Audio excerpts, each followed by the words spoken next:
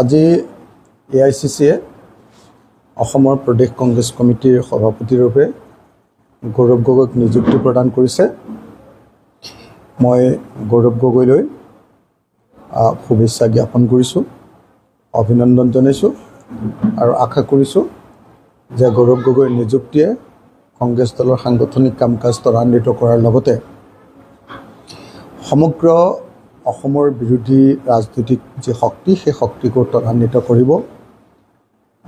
United আমাৰ যিটো front আছে সেইটোকো ত্বৰান্বিত কৰিব আৰু আমি সকলোৱে মিলি নিশ্চয় 2026 চনত বিজেপি দলক পৰাভূত কৰিব পাৰিম।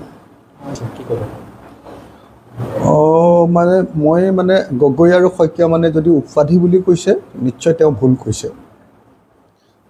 যদি গগৈ আৰু শইকীয়া উপাধিৰ নাম কৈছে আৰু যদি গগৈ আৰু শইকীয়া যদি বিজেপি এটা সাম্প্ৰদায়িক শক্তি আৰু আন এটা ৰাষ্ট্ৰীয় দল কংগ্ৰেছ বুলি বুজাইছে, তেতিয়াহ'লে নিশ্চয় মই ভাবোঁ যে এইবাৰ সাম্প্ৰদায়িক শক্তিটোৰ এইবাৰ পৰাজয় হ'ব। হিন্দু মুছলমানৰ ৰাজনীতিটোৱে অসমৰ মানুহক আৰু আমুৱাইছে আৰু সেইকাৰণে অসমৰ মানুহে এইবাৰ পৰিৱৰ্তন বিচাৰিছে।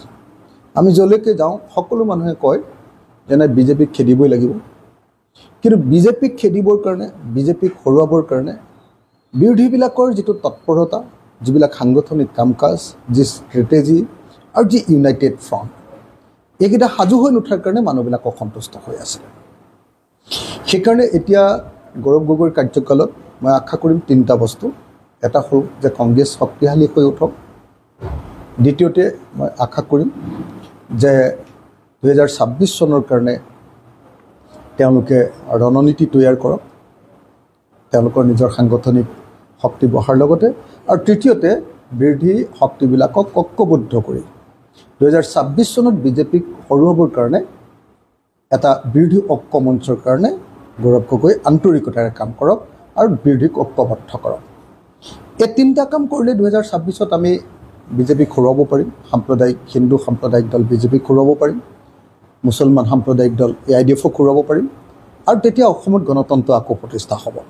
আৰু যদি নহয় তেতিয়াহ'লে আকৌ বিজেপি আহিব। গতিকে এইবাৰ গৌৰৱ গগৈৰ ওপৰত, প্ৰদেশ কংগ্ৰেছৰ ওপৰত বহুখিনি কথা নিৰ্ভৰ কৰিব। আশা কৰোঁ আজি গৌৰৱ গগৈ ডাঙৰীয়াক শুভেচ্ছা জ্ঞাপন কৰাৰ লগে লগে একেটা সময়তে তেখেতক 2026 কাৰণে ঐক্যবদ্ধ